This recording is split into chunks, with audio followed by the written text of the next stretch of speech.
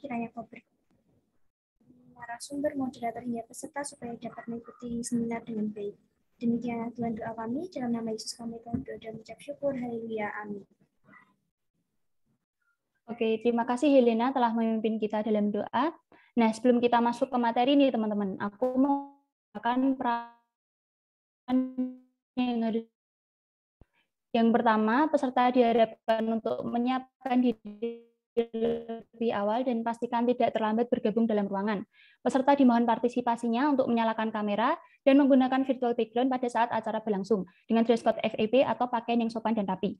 Peserta diminta untuk menonaktifkan mikrofon selama acara berlangsung. Peserta diminta untuk tidak melakukan spam di kolom chat. Peserta yang ingin mengajukan pertanyaan dapat mengisi kolom chat dengan format nama, _instansi, _pertanyaan yang singkat dan jelas. Daftar hadir akan diberikan 15 menit sebelum acara berakhir. Pastikan untuk memperhatikan kolom chat Zoom ya teman-teman. E-certificate hanya diberikan kepada peserta yang sudah mendaftar dan mengisi daftar hadir. Dan yang terakhir, peserta diharapkan mengikuti acara dari awal hingga akhir dan menjaga suasana agar tetap kondusif dan saling menghormati. Oke teman-teman, untuk webinar pada pagi hari ini jelas aku nggak sendirian dong. Ada Ibu Kaprodi kita, Ibu Yeni Purwati, SEMBA PhD, yang akan moderatori kita dengan Co-Corporate Yayasan Kesehatan Telogorejo, Ibu Glinda Angeli, SEMM, dalam penjelasan Application of Meta Leadership in Service Industry. Untuk Ibu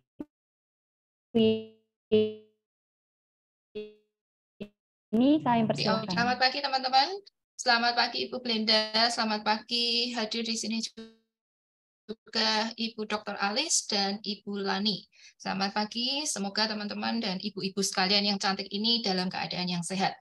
Nah, hari ini kita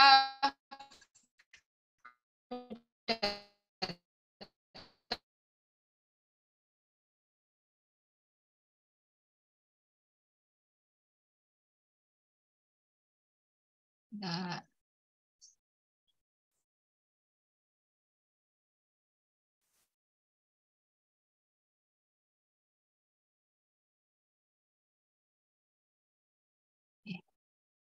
kemarin saya izin share screen ya, teman-teman KSM. Bisa kan?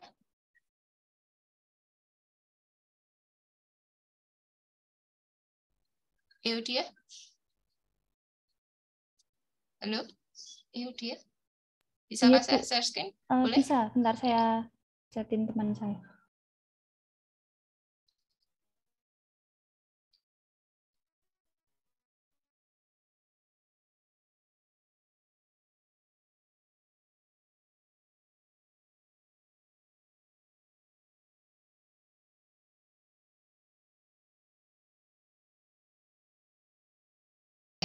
Nah, kemarin itu di kelas gitu, kita ada tamu bicara yang luar biasa, Jo. Nah, ada beberapa teman kita, mahasiswa ini ternyata belum pernah mendengar Rumah Sakit Telogorejo. Nah, sekilas tentang Rumah Sakit Telogorejo yang saya tahu. Jadi, Rumah Sakit Telogorejo itu merupakan salah satu rumah sakit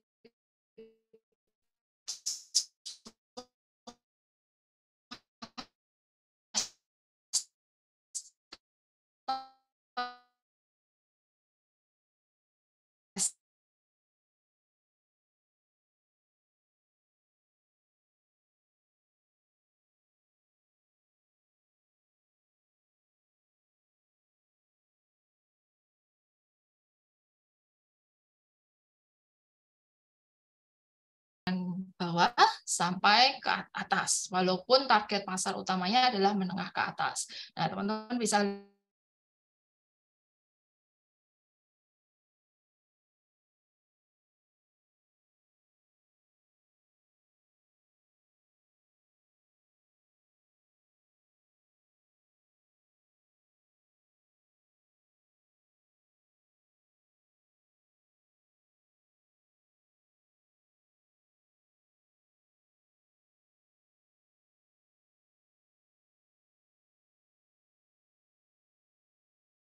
teman-teman lihat nih di dalam visi dan misinya.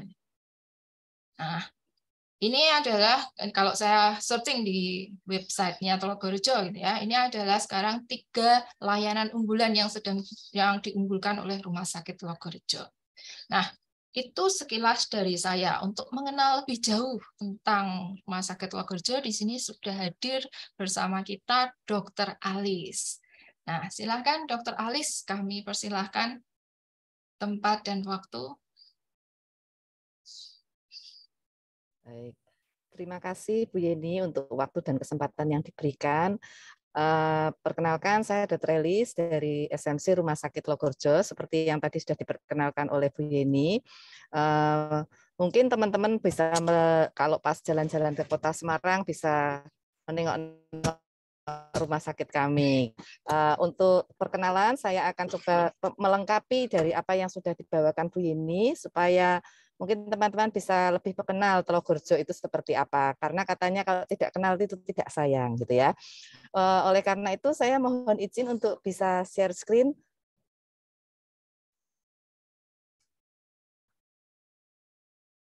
Sudah bisa, Bu.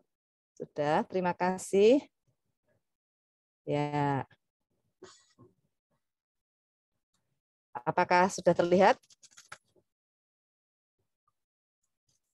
Sudah, Ibu. Ya, Sudah, Ibu. baik. Ya, ini adalah gambaran foto dari Rumah Sakit Logorejo Semarang. Lokasi kami ada di dekat Simpang 5. Simpang 5 itu kawasan yang sering dikunjungi oleh anak-anak muda ya. Jadi kalau nanti sempat ada waktu main-main ke Simpang 5, silakan mampir ke rumah sakit kami. Tapi tidak harus karena sakit ya, karena tidak hanya tempat orang sakit, di tempat kami itu bisa juga menikmati hiburan yang ada di sana. Nah, Logorejo, rumah sakit Logorejo itu adalah rumah sakit swasta tipe B di Kota Semarang dengan kapasitas kami adalah 287 tempat tidur dengan area 22.000 meter persegi. Kami berdiri sejak 25 November 1951 diprakarsai oleh sekumpulan penguasa Tionghoa pada masa itu. Ini kami sebagai rumah sakit. Nah, awalnya sebenarnya bukan dari rumah sakit ya, dari kami itu. Kami memiliki tujuan menyediakan layanan kesehatan yang bermutu tinggi dan harga yang terjangkau bagi segenap lapisan masyarakat. Kami sudah terakreditasi secara paripurna sejak tahun 2013 dan di tahun 2019 kami mencapai akreditasi internasional. Nah, ini tadi sudah sempat diberitahukan oleh Bu Yeni bahwa kita itu memiliki visi menjadi rumah sakit pilihan utama dan terdepan dalam layanan unggulan, dan misi kami adalah memberikan pelayanan kesehatan paripurna dan fasilitas kesehatan yang berkualitas tinggi. Senantiasa mengembangkan kompetensi SDM yang profesional dalam memberikan pelayanan medis yang terbaik. Menerapkan ilmu dan teknologi mutakhir dalam pelayanan kesehatan unggulan, memberikan kontribusi sosial bagi masyarakat yang membutuhkan dalam bidang kesehatan, dan mengaplikasikan tata kelola yang baik dan benar untuk pertumbuhan berkesinambungan. Jadi kami tidak hanya di pelayanannya, fasilitasnya harus SDM-nya juga ditingkatkan. Kita harus mengatakan biaya terus kontribusi bencana, kita juga akan ambil bagian di sana. Nah, untuk milestone kami ini sepertinya adalah poliklinik kecil di tahun kita sudah ada di tahun 1925. Namun kemudian kita berkembang menjadi rumah sakit di 25 November 1951. Namanya dulu kita pertama adalah Tionghoa Iwan. Kemudian kita buka dengan 50 tempat tidur, berubah menjadi di tahun 62 menjadi Logorejo. Dan hingga saat ini menjadi SMC Rumah Sakit Logorejo. Nah, ini adalah milestone kita. Nah, ini adalah kita memiliki 2 gedung, yang sebelah kiri yang biru itu gedung rumah sakitnya, yang sebelah kanan yang itu adalah gedung parkirnya. Nah, kita punya 280 tempat tidur, karyawan kita ada 1.300 lebih ya, dan kita memiliki 3 Center of Excellence. Layanan kami ada yang rawat jalan, rawat inap, ada sorting ya. Kemudian juga public service. Saya ngomong ke teman-teman Logorejo untuk main-main di sana, ada public service ya, ada tempat food court. Terus kemudian ada Transmart juga ada. Jadi mungkin siapa yang kalau mau main bisa silahkan ya. Kadang-kadang kami juga ada acara event-event di sana yang diadakan di rumah sakit. Ini adalah outpatient kami atau rawat jalan kami. Kami memiliki 2 gedung rawat jalan. Yang pertama adalah eksekutif klinik. Eksekutif klinik melayani untuk umum dan asuransi. Dia ada di gedung Katlea. Itu merupakan klinik cluster one stop service untuk pasien rawat jalan. Di sana ada farmasi dan kasir yang terintegrasi. Kemudian ada juga regular klinik atau klinik Dahlia. Itu melayani BPJS, melayani umum, dan itu juga ada di Gedung Dahlia di lantai 1. Ini adalah digital corner Rumah Sakit Logorjo, karena meskipun kami tua, kami berusaha mengikuti yang muda. Artinya kami mengikuti untuk radiologi, kita ada MRI, ada CT scan, dan lengkap untuk pemeriksaan penunjangnya. Begitu juga untuk laboratorium kami. Nah, ini untuk rawat inap kami, ini ada general ward, itu rawat umumnya itu ada 223, kita ada juga untuk rawat inap yang isolasi tekanan negatif, untuk kekinian ya, yang mungkin teman-teman tahu. Terus kemudian ada HND itu ruang pengawasan, ICU itu untuk intensive care ya, terus kemudian kamar bedah. Nah, ini gambarnya tadi sudah ada di Bu Yeni, saya cepat saja. Nah, ini public service kami. Nah, ini ada tempat makan, ada dimsum, ada transmart, nih ada untuk hall-nya yang besar ini ya. Nah, itu bisa jalan-jalan ke sini ya. Nah, ini Center of Excellence kami sudah disinggung bahwa kita itu punya 3 Center of Excellence, yaitu tentang neuro itu saraf ya, kemudian jantung, dan juga untuk kesuburan ya, atau bayi tabung lah ya.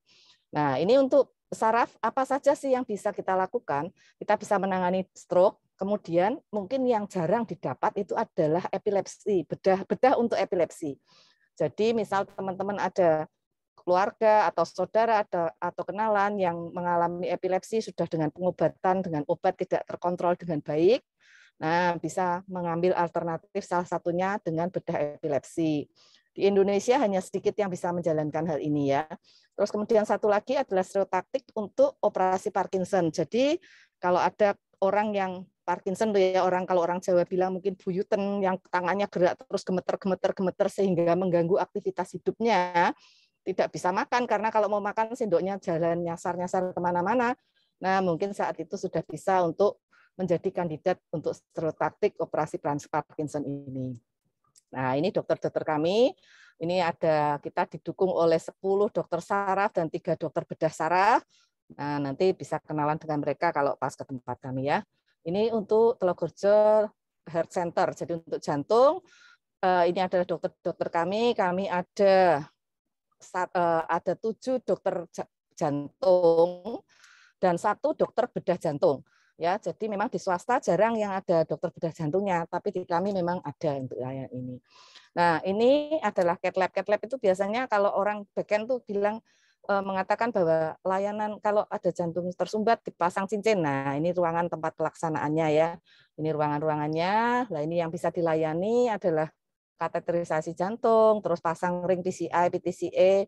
Terus kalau ada yang jantungnya nggak teratur, diatur dengan pacemaker ya, itu bisa kita lakukan juga. Terus ganti untuk katup bisa. Terus kemudian juga yang lain-lain intervensi radiologi. Jadi radiologi itu tidak cuma difoto begitu ya, tapi bisa untuk melakukan tindakan terapi intervensi. Jadi dimasukin semacam kateter seperti itu untuk melakukan sumbatan atau untuk membuka sumbatan. Nah, itu semua bisa dilakukan. Nah, ini adalah suasana bedah jantung, kami juga bisa laksanakan dengan CABG dan penggantian katup pun kami bisa kerjakan. Nah, ini adalah untuk fertility center, mungkin buat saudara-saudara atau teman-teman atau mungkin kakak-kakaknya yang kesulitan untuk memiliki keturunan, bisa datang ke Fertility Telogorjo Center ya. Di sini bisa melakukan bayi tabung, juga injeksi sperma. Jadi sperma itu bisa diinjeksikan ke dalam sel telur sehingga meningkatkan kemampuannya, keberhasilannya. Terus ada juga untuk freezing, jadi freezing sperma ataupun embrio, terus pengambilan untuk ini untuk dari tindakan. Terus juga ada andrologi klinik. Nah, ini adalah dokter-dokter kami. Nah, ini yang kerjasama dengan kami. Nah, itu saat bisa lengkapnya, silakan berkunjung ke tempat kami. Jangan khawatir, kami semua terbuka untuk semuanya. Terima kasih untuk waktu dan kesempatan yang diberikan. Waktu selanjutnya saya kembalikan. Terima kasih, Tuhan memberkati. Terima kasih Dr. Elis untuk perkenalan Telogorjo-nya. Jadi teman-teman, ini Rumah Sakit Telogorjo bisa menjadi salah satu alternatif untuk fasilitas teman-teman mendapatkan kesehatan yang unggul gitu ya. Tadi teman-teman lihat bahwa peralatannya sangat canggih gitu ya, didukung oleh tenaga kedokteran yang tentunya luar biasa kepakarannya. Nah, Telogorojo ini juga sangat, Yayasan Telogorojo itu sangat mendukung lembaga pendidikan. Jadi semester lalu kami ke Prodi Manajemen itu mendapat kesempatan yang luar biasa bekerja sama dengan Telogorojo menjadi tempat praktik mata kuliah praktik event management bersama Ibu Glinda. Kemudian, nah ini Telogorojo juga membuka kesempatan bagi teman-teman yang mungkin berniat untuk mengambil magang manajemen semester depan. Ini ada 15 posisi yang ditawarkan oleh Rumah Sakit Telogorojo. Jadi teman-teman nanti bisa belajar dengan menerapkan ilmu-ilmu yang sudah teman-teman pelajari di bangku kuliah, kemudian mencari pengalaman praktis di Rumah Sakit Telogorojo bagaimana sih pemasaran jasa itu dipraktekkan. Oke, tanpa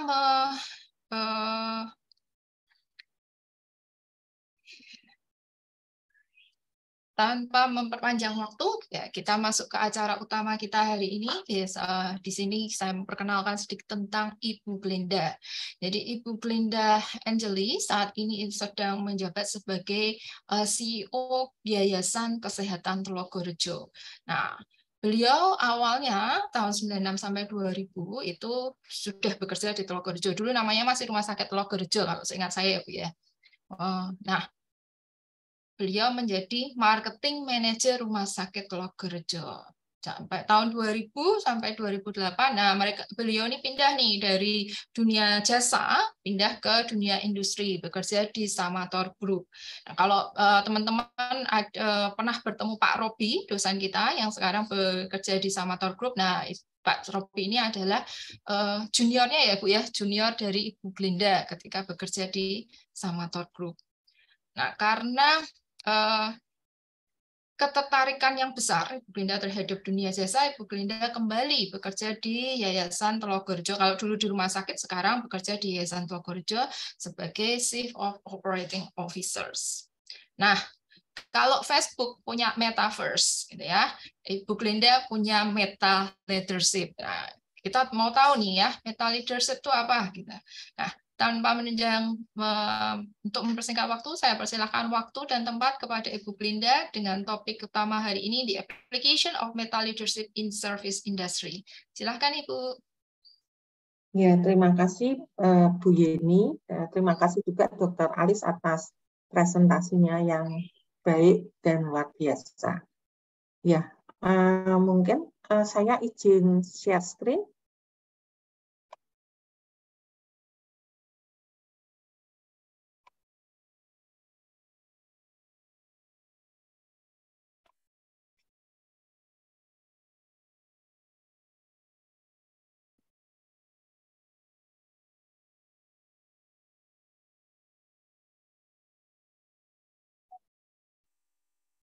Ya, perkenankan pada kesempatan ini kami sedikit istilahnya experience sharing ya, karena pada prinsipnya kita sama-sama belajar apa itu meta leader. Nah, mungkin sebelumnya dari teman-teman sudah banyak yang mengetahui belum tentang apa itu meta leadership?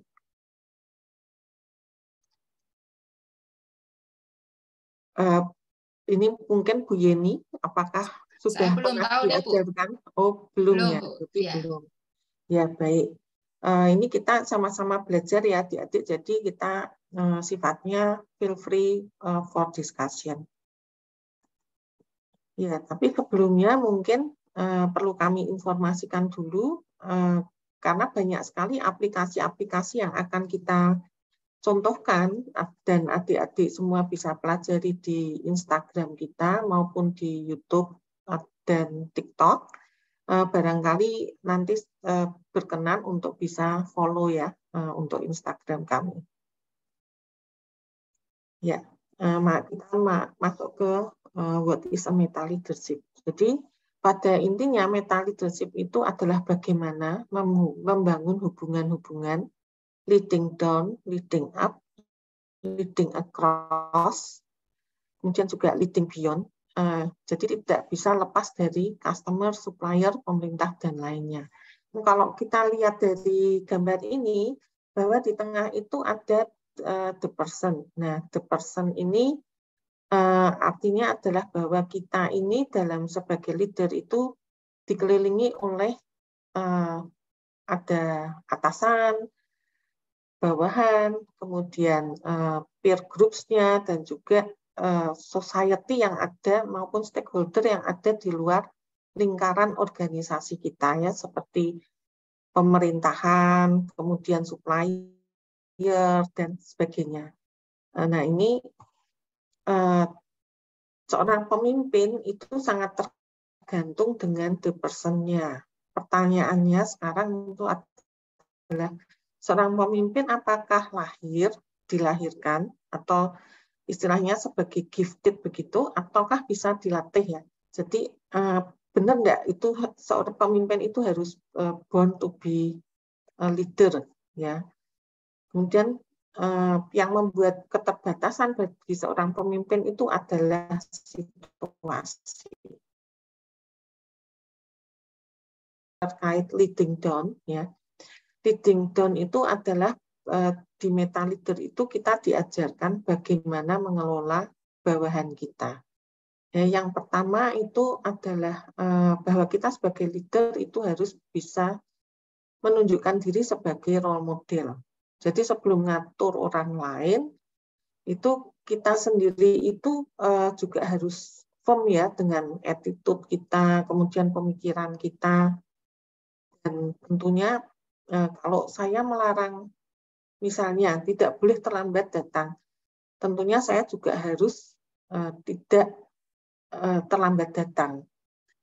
Ya, kemudian harus punya tujuan, lag dan lead measure-nya ada. Nanti apa itu nanti akan saya terangkan di belakang. Kemudian harus building your team dan coaching mentoring. Nah, sebagai leader kita itu juga punya atasan. Nah, sebagai atasan tentunya kita juga harus memanage atasan kita, ya. Itu artinya tuh kita tidak bermaksud untuk wah, kok atasan diatur-atur. Oh, bukan. Yang dimaksud di sini adalah bahwa kita sebagai bawahan itu harus membantu leader untuk membuat suatu keputusan dan membantu memanage waktunya. Jadi kita juga harus berbicara dengan data untuk menyajikan informasi-informasi yang digunakan pengambilan keputusan yang tepat. Kemudian game with solution, not problem. Kemudian juga memanage asumsi. Jadi terkadang kita itu hanya memberikan atasan-atasan kita itu masalah-masalah, tapi kita tidak memberikan membantu berpikir solusinya apa dan memberikan usulan-usulan pemecahan masalahnya. Nah, ini yang terjadi kadang bisa membiaskan seorang pimpinan yang di atas kita, ini masalahnya apa, atau karepnya itu apa, gitu, ya. Nah, terus juga yang kita tidak boleh lakukan terhadap atasan kita itu antara adalah do not overpromise what you cannot deliver. Jadi kalau kita itu ngegombal terhadap atasan, apalagi terkait tugas-tugas, ya, atau overpromise tuh ya PHP lah, ya, menjanjikan yang hal-hal yang manis-manis, yang baik-baik, tapi terus kita tidak lakukan. Nah, itu berhati-hati.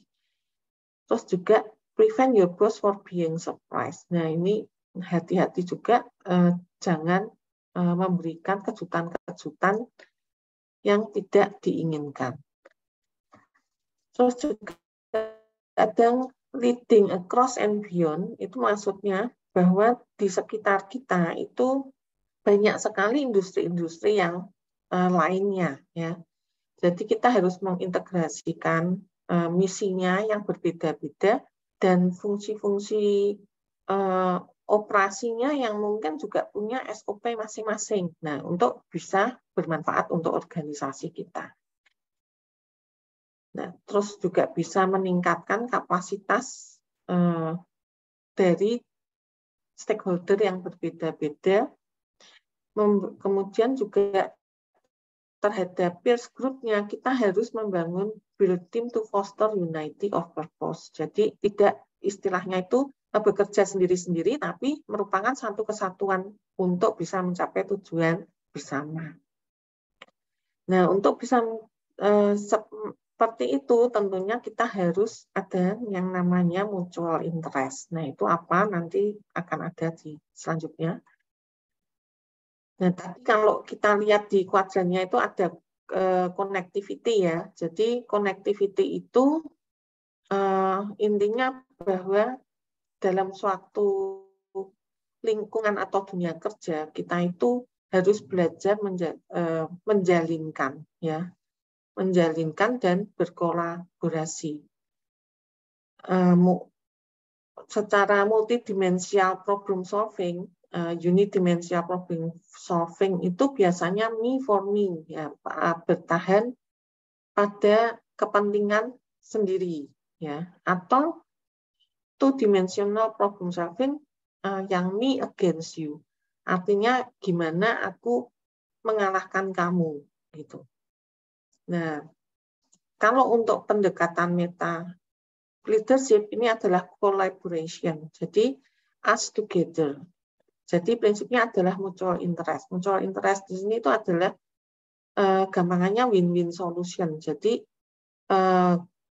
gimana kamu tidak rugi tapi bisa membantu saya, atau kamu juga bisa mendapatkan keuntungan dari tujuan yang akan kita capai. Jadi ini menjadikan sinergi antar mungkin industri yang berbeda untuk mencapai mutual interest juga. Nah, untuk connectivity ini kita juga harus melakukan collaboration ini dalam arti bahwa kita harus bisa menyamakan persepsi ya. Jadi masing-masing pihak itu kadang memandang dari sisi persepsi yang berbeda-beda. Nah, ini kalau kita lihat dikasih perumpamaan, kalau ini ada seperti topi gitu ya, topi yang berbentuk runcing ya. Nah, kalau kita lihat dari samping itu yang kelihatan segitiga bentuknya. Tapi kalau lihat dari mungkin bawah itu bentuknya bulat. Nah, inilah dalam kolaborasi itu penting sekali untuk menyamakan persepsi terlebih dahulu. Nah, ini kalau yang ini memang agak teknis, tapi intinya di sini kita cenderung bertahan pada paradigm yang sudah ada. Jadi terus kita tuh harus encourage diri untuk bisa keluar dari comfort zone dan pengertian-pengertian yang tidak biasa juga. Nah, di sini diajarkan tentang bahwa kita harus bisa sering melatih thinking meta leader-nya di dalam brain ya, itu masuk ke kuadran yang inovasi. Nah, kenapa sih harus meta leader? Jadi perbedaan konsep leadership dengan manajemen dengan meta itu adalah bahwa leadership dengan manajemen itu biasanya itu dilakukan saat kondisi tenang, stabil, semua bisa diprediksi, semua autopilot, sehingga kalau tidak diapa-apain pun itu kita tidak terlalu perlu memberikan sentuhan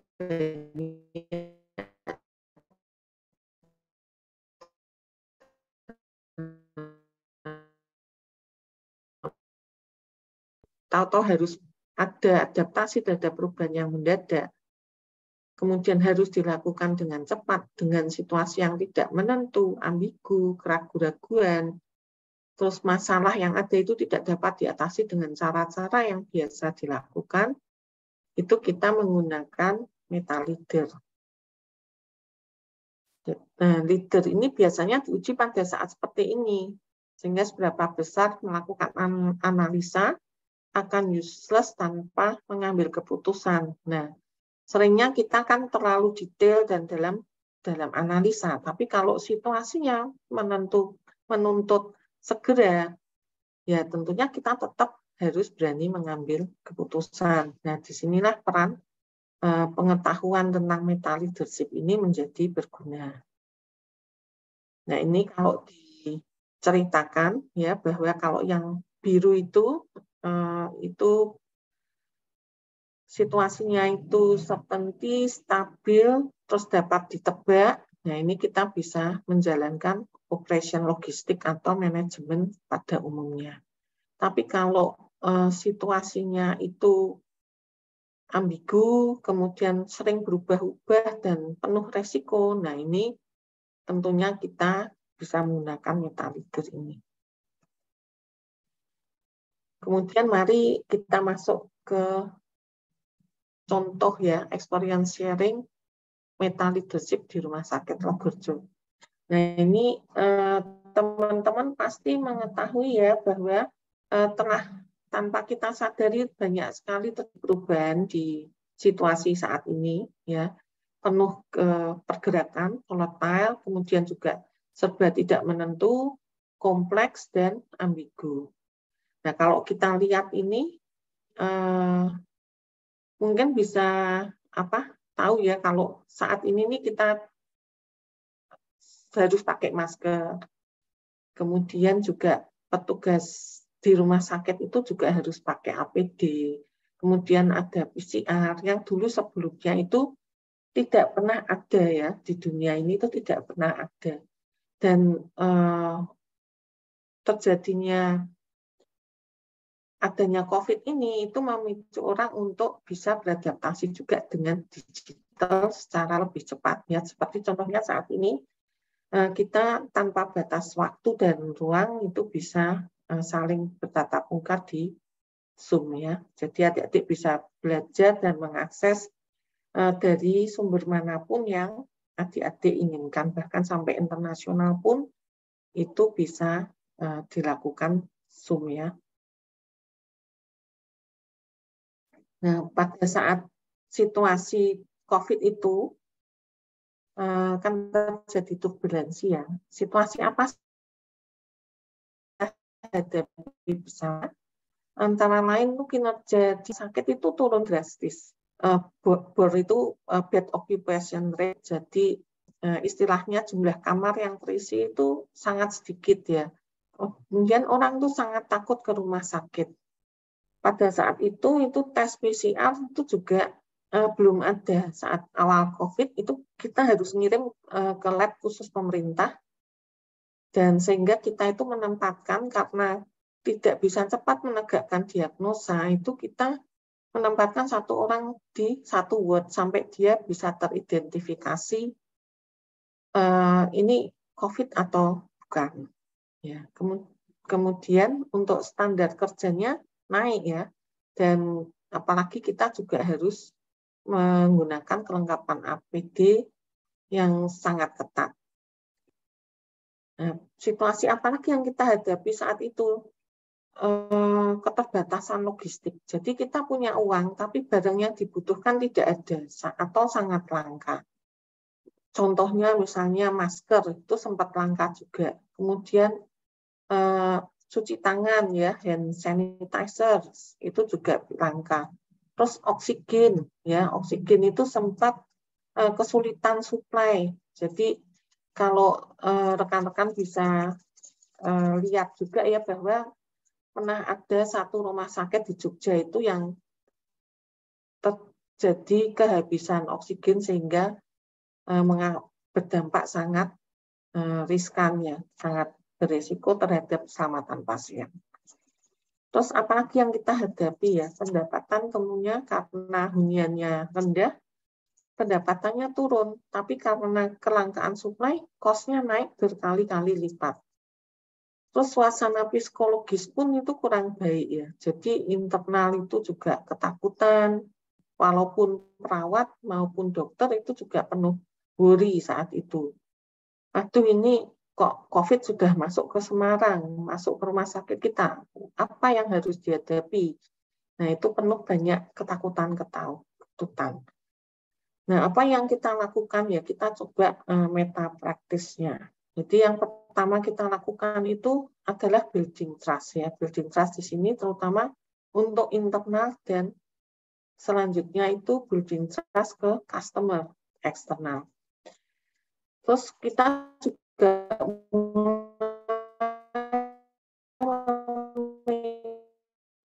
memikirkan inovasi.